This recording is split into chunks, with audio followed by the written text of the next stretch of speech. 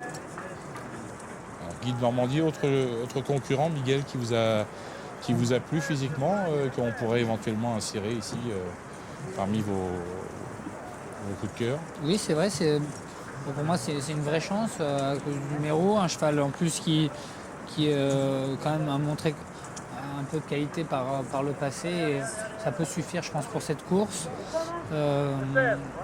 J'ai bien aimé aussi que vous venez juste d'en parler, d'Ariely, en forme. Il reste sur une seconde place.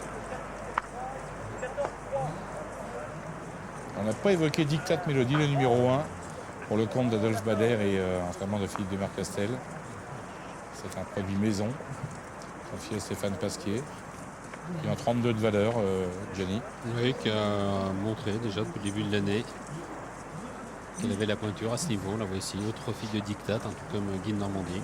Sa performance de Fontainebleau peut-être la plus parlante cette saison, au mois de mai. Là. Et en battant Skimi notamment, qui est de la partie également aujourd'hui.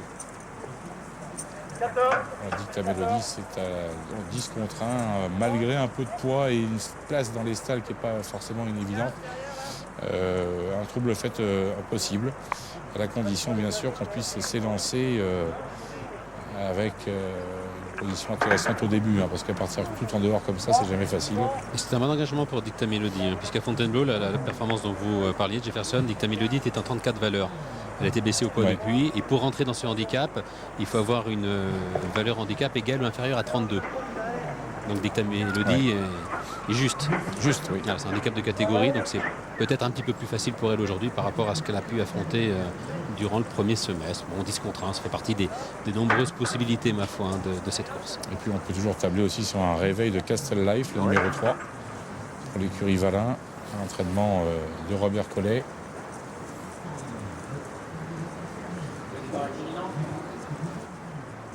Et départ dans quelques instants, c'est donc le 10, Amavi, qui est la favorite de la course. Et c'est parti, bon départ collégial ma foi pour cette troisième épreuve, avec tout à l'extérieur le numéro 7, Affaire de famille, Kazakh jaune qui a pris un bon départ, mais ça fuse également à la corde avec le 6 d'Ariely qui est bien parti. Bon départ également pour le numéro 13, Ultime Shop. Quant à Guide Normandie, il est pour l'instant en troisième position avec le numéro 15, Dirkat, qui est également en bon rang, tout comme le numéro 8, Starry. Le petit coup d'œil sur l'arrière-garde, nous avons le numéro 3, Castle Life, qui est sollicité pour rester au contact, avec l'As Dictat Mélodie, la casaque bleue qui est pour l'instant en toute dernière position. L'avantage désormais pour le 6 d'Ariely avec Staril qui se rapproche, le 8 et qui est en deuxième position. Guide Normandie qui est pour l'instant en troisième. La quatrième place est occupée par le numéro 12 Skimi. Skimi, c'est la casaque rouge. Vient à son intérieur le numéro 4 Tam Assa, avec la présence ensuite du numéro 11 Vadgun dans le dos des animateurs. Amavi qui est la favorite, qui porte le numéro 10 casaque rose, et pour l'instant en dernière position du rythme avec d'Ariely, Thomas Huette qui tente de partir de loin. Starry qui vient en deuxième position. Guide Normandie qui est troisième. Côté corde numéro 4, Tamassa qui cherche l'ouverture à 200 mètres du but. D'Ariely qui a toujours l'avantage de 3 longueurs d'avance avec Starry qui termine bien côté corde. Guide Normandie qui termine bien également du côté numéro 4, Tamassa avec D'Ariely qui va tenter de le faire de bout en bout. D'Ariely qui a toujours l'avantage du numéro 6 d'Ariely qui va s'imposer. Le 4, Tamassa termine bien, mais un petit peu trop tard. Et super fatigué tout à l'extérieur du 5, le Solarea qui va prendre, semble-t-il, la troisième place. Alors, résumons-nous.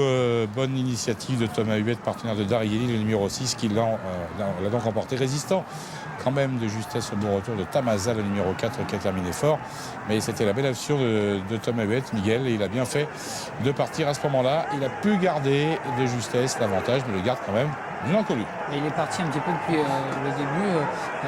Il a fait un effort assez conséquent en face. Il a poursuivi. Il devait savoir que son cheval était bien dur, et je pense qu'il a pris la bonne option, comme vous l'avez dit. Il s'est échappé un petit peu au fur et à mesure en progression, et le cheval n'a pas vraiment craqué jusqu'au bout. Donc c'est vrai qu'il a été audacieux et ça a payé. Thomas Huette a monté une très jolie course. Il avait, et on en parlait tout à l'heure, Gianni, certainement il allait prendre les avant-postes, puisque c'est un cheval qui aime bien aller en règle générale comme ça devant.